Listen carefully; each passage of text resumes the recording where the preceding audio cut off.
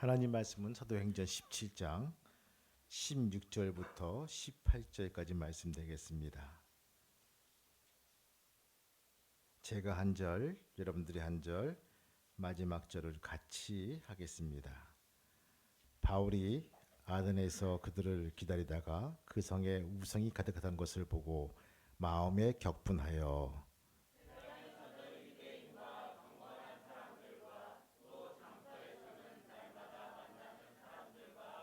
같이 읽겠습니다. 어떤 에피쿠로스와 스토아 철학자들도 바울과 쟁론할세 어떤 사람은 이르되 이 말장이가 무슨 말을 하고자 하느냐 하고 어떤 사람은 이르되 이방 신들을 전하는 사람인가 보다 하니 이는 바울이 예수와 부활을 전하기 때문이더라.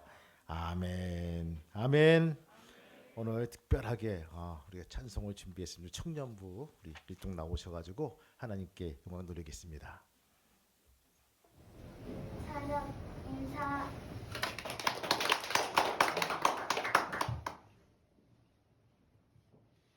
잊을 수 없네 하나님의 사랑 날 살리시려고 주신 생명 내 십자가 지고 오르신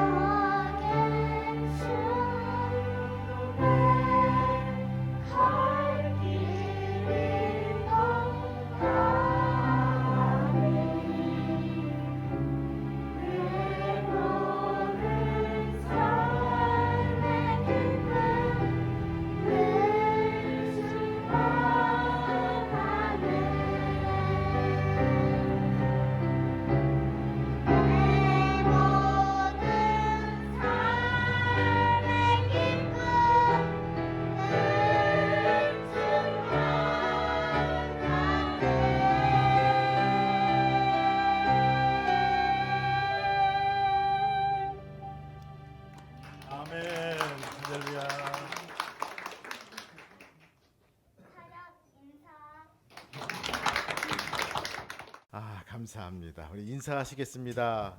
축복합니다. 감사합니다. 다시 한번 인사. 예수님이 부활하셨습니다. 얼마 전 이 주목할 만한 설문조사가인데 한 초등학교 교사가 6학년 학생들 100명을 대상으로 우리가 지키는 국경일이나 기념일에 대해서 이 조사했다고 그래요. 이 4대 국경인 3.1절, 광복절, 제헌절 그리고 개천절에 대한 의미를 제대로 알고 있는가 했는데 4% 정도밖에 모른다는 거예요. 단지 국경일은 그냥 태극기다는 날 정도로만 알고 있고요. 재미있는 것은 이 개천절은요. 사랑과 곰이 결혼한 날이다. 이렇게 알고 있고요. 제헌절은요. 군인들의 명복을 비는 날이 제헌절이라는 거예요. 이 현충일과 좀 혼동된 그런 아이들도 많았다고 합니다. 그런데 이 바렌타인데이, 화이트데이, 블랙데이, 빼빼로데이 이런 정체불명의 그런 이벤트데이는요. 무려 80%가 알고 있다는 거예요.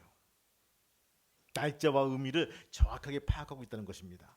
선물을 주고받는 뭐 다이어리데이, 조주데이, 뭐 링데이, 레드데이, 삼겹살데이 등들도 너무나 잘 알고 있다는 것입니다.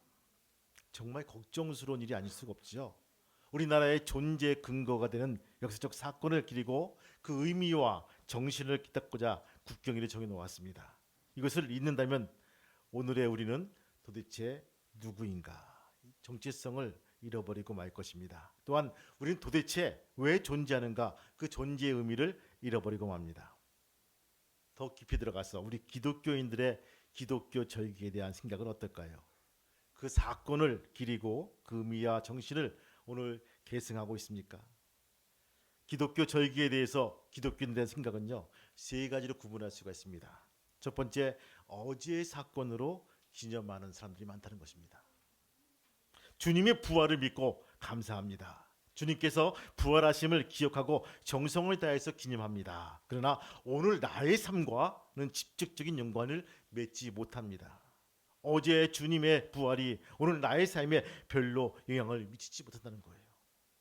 이들에게 부활절은 과거의 옛날 한 사건으로 기억하고 있다는 것입니다. 두 번째 뭡니까? 내일의 사건으로 소망하고 있는 사람들이 있다는 것입니다. 장차 죽은 뒤에 내가 얼마 뒤에 죽은 뒤에 주님께서 부활하신 것처럼 나는 그것을 믿습니다. 오늘 주 안에서 복을 누리다가 죽은 뒤에도 주님께서 부활해서 계속 복된 삶을 누리고 싶어 합니다. 그러나 오늘의 상과는 직접적인 연관이 맺지 못합니다. 내일 부활하는 것은 믿지만 그것은 오늘 나의 삶에 별로 영향을 미치지 못하는 것. 이들에게 부활절은요. 내일의 부활절이 것입니다. 그 세 번째 뭘까요? 오늘의 부활절을 지키는 사람입니다. 이들은요. 오늘 내 삶 속에 주님의 부활을 체험하며 부활의 증인으로 살아갑니다. 이들은요. 삶의 부활한 사람들입니다. 이들에게 부활절은 오늘의 부활절입니다. 우리에게 부활절은 오늘의 부활절이 됩니다. 주일학교 때부터 배우고 알아온 예수님의 부활은 기념하는 정도에서는 안 됩니다. 소망 가운데 장차 죽은 뒤에 주님의 재림과 함께 부활한 것을 믿는 정도에서도 안 될 것입니다. 부활하신 주님을 만나고 그 만남 속에서 변화된 삶을 살아가야 될 것입니다. 오늘 본문 속에서 오늘의 부활절을 지키는 살고 있는 사람들을 우리는 만나야 됩니다. 바로 사도 바울입니다. 본문에 나타난 이 바울의 모습 속에서 어떻게 오늘의 부활절을 지킬 수 있는가 그 답을 찾아볼까 합니다. 여러분들 한번 읽어볼까요? 16절 말씀 한번 읽어볼까요? 같이 읽겠습니다. 시작. 바울이 아덴에서 그를 기다리다가 그 성에 우상이 가득한 것을 보고 마음이 격분하여 부활하신 주님을 만났습니다. 오늘 바울이 아덴에서 저희를 기다리다가 라고 했습니다.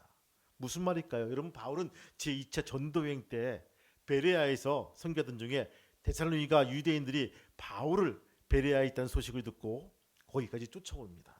왜 왔을까? 말씀을 듣기 위해서? 아닙니다. 죽이고자 왔다는 거예요.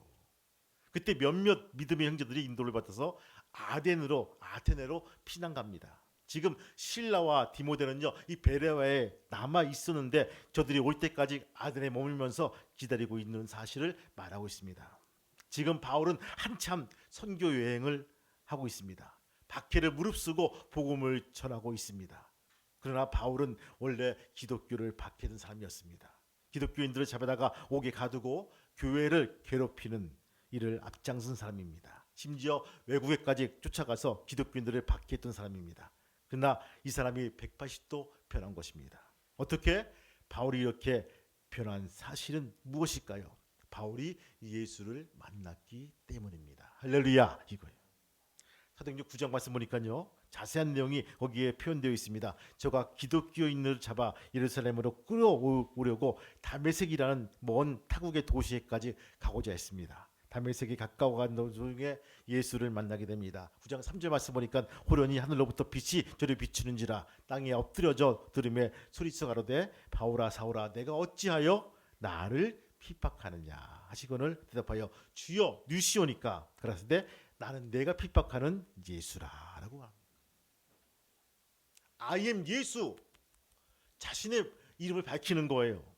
바울이 갑작스러운 예수님을 만나게 됩니다. 여러분들 예정하고 사모하는 마음으로 만난 게 아니에요. 갑자기 이런 사건과 더불어서 예수를 만난 것입니다. 바울이 이렇게 박해자가 전도자로 바뀐 놀라운 사실의 동기는 뭡니까? 예수님을 만난 체험 때문입니다. 그런데 여기에 깊이 생각할 문제가 있습니다. 다메섹 도상에서 만난 예수는요, 도대체 어떤 예수인가라는 부분. 여러분 시점에서 보면요, 예수께서 승천하신 뒤의 일입니다. 예수님의 공생의 기간 동안에 이 땅에서 메시아에 사역하실 때가 아니기 때문입니다. 또한 무덤에서 부활하신 뒤에 40일 뒤에 이 땅에 계셨고요. 바로 승천하신 다음에 이 사건이란 부분입니다. 지금 바울이 예수님을 만난 때는요, 분명히 예수님의 승천하신 뒤라고 우리는 알 수가 있죠. 그러면 다메섹 도상에서 만난 예수님은 어떤 예수일까요? 고린도서 15장 말씀 보니까 맨 나중에 만삭되지 못하여 난 자같이 내게도 보이셨으니, 바울은 자기가 다메섹 도상에서 부활하신 예수님을 만났다고 고백합니다. 그래서 자기도 부활의 증인이라고 말하고 있는 것입니다. 비록 다른 사도들처럼 직접 부활하신 예수님을 만나지 못했지만, 예수님께서 승천하신 뒤에 예수님을 만났지만 바로 예수님도 부활하신 예수님으로 자기를 만나 주셨다는 것입니다. 이것은요, 우리에게도 정말 놀라운 소망을 주는 말씀입니다. 비록 주님께서 부활 승천하신 뒤이지만 오늘 우리도 부활하신 주님을 만날 수 있다는 가능성이 우리에게 있다는 것입니다. 주님께서 부활하신 주님으로 우리를 만나 주신다는 것입니다. 그래서 우리도 부활의 증인으로 될 수가 있다는 것입니다. 바울이 부활하신 예수님을 만났습니다. 죽음의 권세를 깨뜨리고 무덤에서 일어나신 능력의 예수님을 만났습니다. 놀라운 능력의 주님을 만나 주님의 능력을 덧입게 된 것입니다. 폴 틸리라는 신학자가 이렇게 말합니다. 죽음은 무엇일까? 죽음이란 무엇인가? 죽음이란 단순히 우리의 생명의 신뢰가 같이 끊는 가위만은 아니다. 죽음은 오히려 우리의 실존의 의장 속에 처음부터 끝까지 짜놓은 실과 같다. 처음부터 마지막까지 짜놓은 실인데, 죽음은 우리의 육체와 영혼의 전 존재를 시각각으로 조명해가는 세력이다. 모든 사람의 얼굴은 그의 생명의 존재의 죽음에 현존하고 있는 것을 보여준다. 참 어려운 말이에요. 읽는 저도 무슨 말인지 모르겠어요. 이 폴 틸리 신학자 말. 쉽게 말하면 죽음은 우리 인생의 마지막 때에 찾아오는 것이 아니라 우리가 태어날 때부터 우리 삶 속에 짜 넣어진 것이어서 우리의 삶의 일부란 것을 일러주고 있다는 것. 이해하십니까? 예. 여러분, 탄생과 죽음이 한 세트란 거예요. 그러기에 죽음을 두려워하지만 두려워할 필요가 없다는 부분. 왜? 죽음을 딛고 일어난 예수님이 있기 때문에. 그분을 만나고 그분을 정통 나누면요, 죽음이 두려워하지 않는 것입니다. 부활하신 예수님 만난 사람들은요, 부활의 주님의 능력으로 이 죽음의 세력에서 벗어날 수가 있다는 것입니다. 부활의 주님의 능력으로 이 죽음의 지배를 받지 않게 된다는 거죠. 영생을 얻고 이미 맛보고 살게 됩니다. 그 안에서 참된 평화를 누리는 기쁨을 가지게 된다는 것입니다. 그래서 부활하신 주님을 만난 체험을 가진 사람들은 이렇게 찬양합니다. 우린 새벽마다 들었던 찬양이죠. 살아계신 주, 나의 참된 소망, 걱정 근심 전혀 없네. 사랑의 주 내 갈 길 인도하니 내 모든 삶의 기쁨 늘 충만하네. 할렐루야. 이거예요. 한 일주일 들었으면 이 귀에 못이 박힐만도 한데 여러분 지금도 좋지 않습니까? 맞습니다. 우리가 오늘의 부활주를 지키려면 먼저 부활하신 주님을 영적으로 만나야 됩니다. 부활하신 주님께서 내 삶에 찾아오셔야 될 것입니다. 여러분 그 주님을 만날 수 있는 귀한 우리 모두가 되시기를 주님의 이름으로 축원합니다. 두 번째 뭘까요? 변화를 체험했다는 것입니다. 여러분들 다시 한번 읽어볼까요? 16절 말씀 읽겠습니다. 16절 말씀 시작. 바울이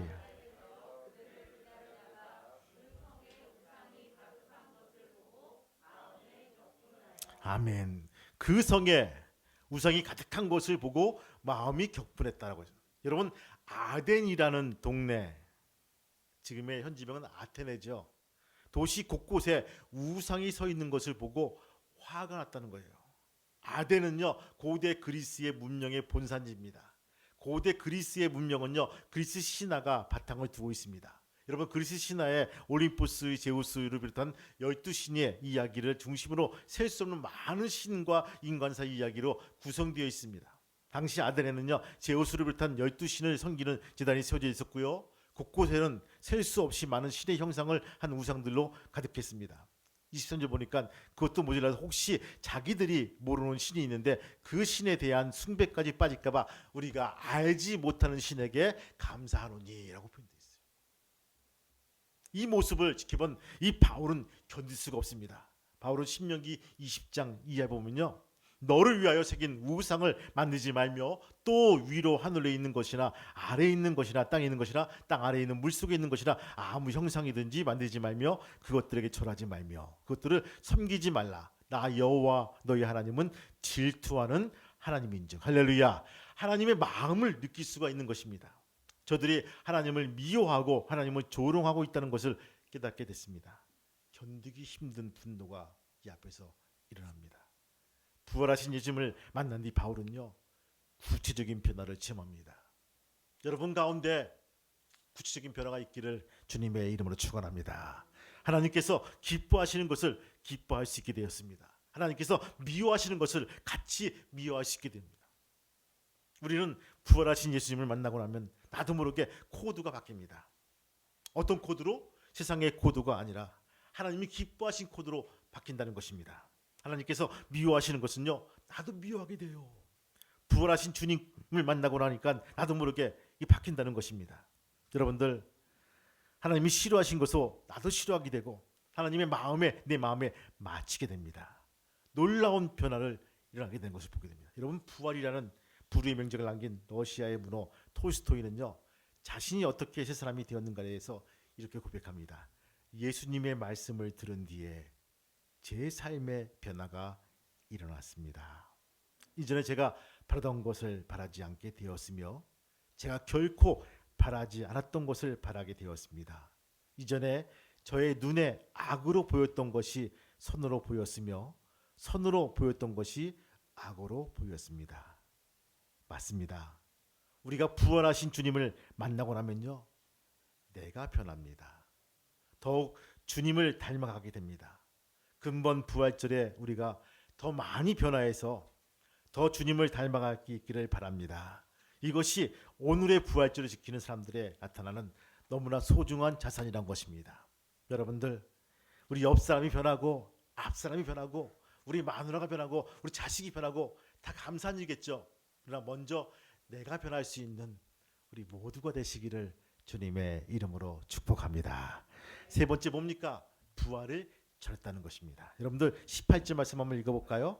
18절 말씀 시작. 어떤 에피쿠르스와 스토아 철학자들도 바울과 쟁론할 때 어떤 사람은 이르되 이 말장이가 무슨 말을 하고자 하느냐 하고 어떤 사람은 이르되 이방 신들과 전하는 사람인가 보다 하니 이는 바울이 예수의 아멘. 이는 바울이 예수와 또 몸의 부활 전함을 일합니다. 예수와 부활을 전하기 때문이다. 바울이 당대 최고의 철학자들, 특히 에피쿠로스 철학자들, 요즘 말하면 표현하면 뭡니까? 에피쿠로스 학파와 스토이고 철학자들이 요즘 표현하면요, 바로 이렇게 서로 논쟁을 한 부분입니다. 이들은 쾌락주의와 금욕주의라는 전혀 다른 철학적 입장을 가지고 당시 헬라 철학의 쌍벽을 이루는 학파들이었어요. 바울이 이들에게 전혀 들어보지 못한 그런 예수의 복음을, 예수의 부활을 전합니다. 여러분, 그걸 전했을 때 웃음거리요, 미친 소리요, 취급을 받았지만 전혀 그런 물러서지 않습니다. 담대하게 전했습니다. 여러분들, 우리 쉽게 말합니다. 21세기에 아니 예수님을 전한다고, 부활을 말한다고 너 미친 거 아니야? 잘못된 거 아니야? 이렇게 쉽게 말할 수가 있어요. 여러분들, 어떻게 이렇게 담대할 수 있을까요? 부활하신 주님께서 그를 이렇게 하도록 만드신 것입니다. 전혀 전하지 않고는요, 견딜 수가 없다는 거예요. 너무 마음이 뜨거워졌습니다. 그래서 고린도후서 5장 말씀 보니까요, 우리가 많이 미쳤어도 하나님을 위한 것이요, 많이 정신이 온전하여도 너희를 위한 것이니 그리스도의 사랑이 우리를 강권하신도다. 할렐루야. 이거예요. 막 불타오르는 거예요. 여러분들, 사랑에 빠지시기 바래요. 우리 젊은 사람들은 그래 결혼할 수가 있는 거죠. 그렇죠? 무슨 계약서 보고 결혼된 것은요, 참 슬픈 일이야. 정략 결혼이 아니야. 조건이 이르니까 너희 집과 우리 집이 같이 이렇게 합쳐가지고 기업을 이루자. 정략 결혼이란 것들이죠. 나라와 나라가 서로 어떻게 부강하기 위해서 여기 아들과 공주와 무슨 왕자가 합쳐가지고 결혼한다. 사랑이 없어요. 여러분들, 사랑이 있으면요, 마음속이 뜨거워집니다. 강건해집니다. 움직입니다. 오늘도 앞에 앉아가지고 성도를 유심히 보는데, 우리 이 신혼 부부죠. 이 부부가 앉아가지고 손을 꼭 잡고 있는 모습이 이렇게 마음이 따뜻한지 몰라요. 아, 나도 그럴 때가 있었는데 기억이 가물가물해지는 거예요. 사랑이 없나? 사랑이 성숙해졌나? 살만 닿아도 이제는 좀 부담스러워졌어요. 여러분들, 우리 마음속에 사랑이 넘치기를 축원합니다. 사랑이 넘쳐야 돼요. 여러분들, 바울이 바로 뭡니까? 바로 이렇게 마음속에 그리스도의 사랑이 나를 강권하는다. 부활하신 주님이 그 큰 사랑을 바울로 하여금 절하지 않고는 견딜 수 없게 되었다는 것입니다. 비록 미쳤다는 소리를 들어도, 주를 위해 미쳤다는 소리에도 개의치 않다는 것입니다. 부활하신 예수님을 만난 사람들, 그들에게 성령의 바람이 불어옵니다.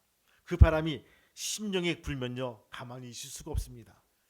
소리를 지르게 되고요, 예수 부활했다는 놀라운 사실을 외치게 되는 것입니다. 맞습니다. 하나님의 은혜를 체험한 사람은요, 가만히 앉아 있을 수가 없다는 것입니다. 소리치며 전하게 됩니다. 바울은 부활하신 예수님을 만난 뒤에 일평생 부활하신 예수를 전하는 삶을 살기로 결단합니다. 오늘 우리도 마찬가지입니다. 부활하신 예수를 만나게 되면 입을 열게 되죠. 부활하신 예수님을 전하게 된다는 것입니다. 오늘은 부활절 예배를 드리고 있습니다. 오늘의 부활절이 어제의 부활절이 되어서는 안 될 것입니다. 또 단순히 주님의 부활을 기념하는 자리가 되어서도 안 될 것입니다. 또한 내일의 부활절이 되어서도 안 될 것입니다. 장차 부활할 것을 믿음으로 부활하신 것을 믿어서도 안 될 것입니다. 오늘의 부활절이 되어야 될 것입니다. 지금 여기서 부활하신 예수님을 만나시기 바라고, 내 삶의 변화가 되어서 나아가 주님을 전할 수 있는 귀한 작은 예수의 삶이 되시기를 주님의 이름으로 축복합니다. 이것이 오늘의 부활절 지키는 우리의 마땅한 길이란 것입니다. 그 길을 잘 갈 수 있는, 기를 수 있는 귀한 믿음의 성도가 되시기를 주님의 이름으로 축복합니다. 찬송 한 장 부르고 같이 기도할까 합니다. 살아계신 주,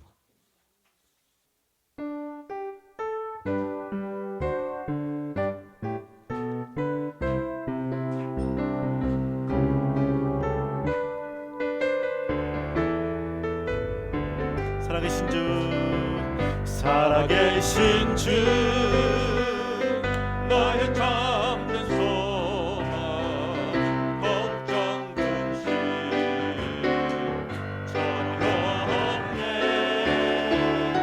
사랑의 주, 내 갈 길 인도하니 내 모든 삶의 기쁨 늘 충만하네. 주 하나님, 주 하나님,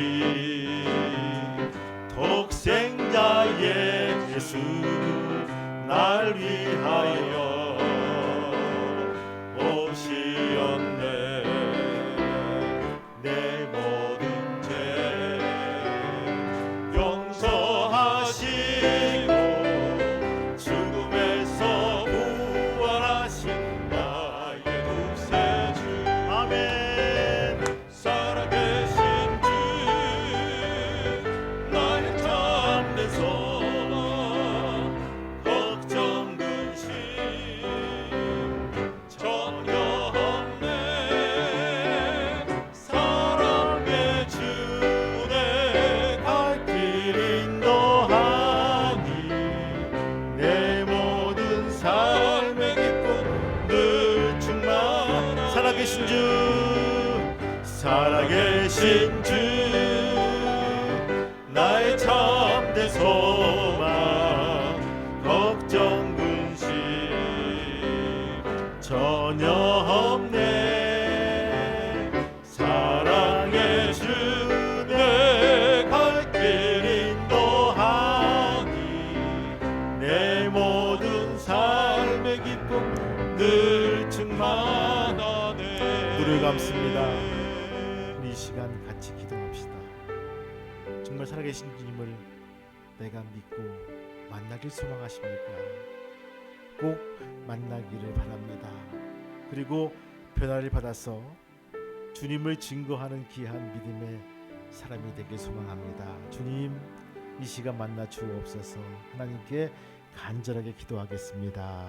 주님, 주님 맞습니다. 도와주시고 인도해 주셔서 이 시간 주님 만나길 소망합니다. 오늘 바울을 찾아오신 주님, 담에서 도상을 찾아오신 주님, 아버지 하나님이여 베드로에게 찾아오신 예수님, 오늘 야고보에게 오신 예수님, 오늘 우리에게 오셔서 만나주시고 나에게 체험적인 믿음을 가지고 변화를 통해서 전할 수 있도록 인도하여 주옵소서. 부활하신 주님이 개념적으로 머릿속에 있는 것이 아니라 직접 내가 만나주시는 귀한 삶이 될 수 있도록 인도하여 주옵소서. 예, 하나님 맞습니다. 할렐루야, 할렐루야. 아버지,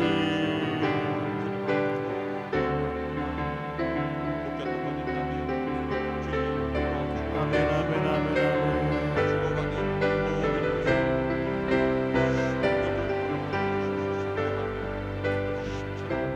주님, 어제의 부활절이 아니라 미래의 부활절이 아니라 오늘의 부활절이 되길 소망합니다. 아버지 하나님이여, 나도 계속 40년 동안 부활절 지켜왔어.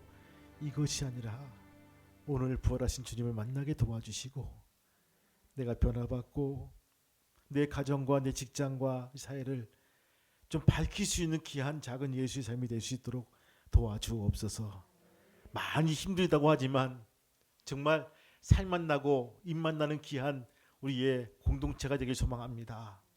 저들이 역할을 감당하게 도와주시고 부활하신 주님을 증거해 나가는 귀한 믿음의 지체가 될 수 있도록 허락하여 주옵소서.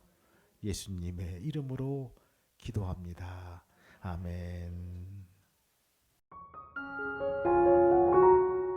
기도하시겠습니다. 하나님, 부활절을 맞이해서 기쁜 마음으로 교회에 나왔습니다. 이들을 만나주시고 변화받게 도와주셔서 부활하신 주님을 담대하게 전할 수 있는 믿음의 지체가 되게 도와주옵소서. 우리 삶이 많이 피곤하고 힘든 가운데 있습니다. 오늘의 부활절, 오늘의 예수를 만나고 다시 새 힘을 얻어 나가는 귀한 믿음의 지체가 되게 도와주옵소서.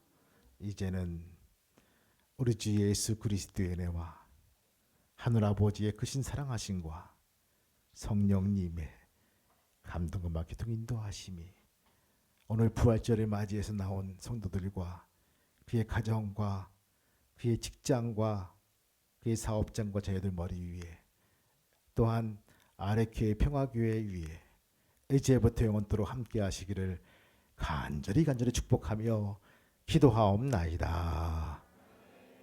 아멘.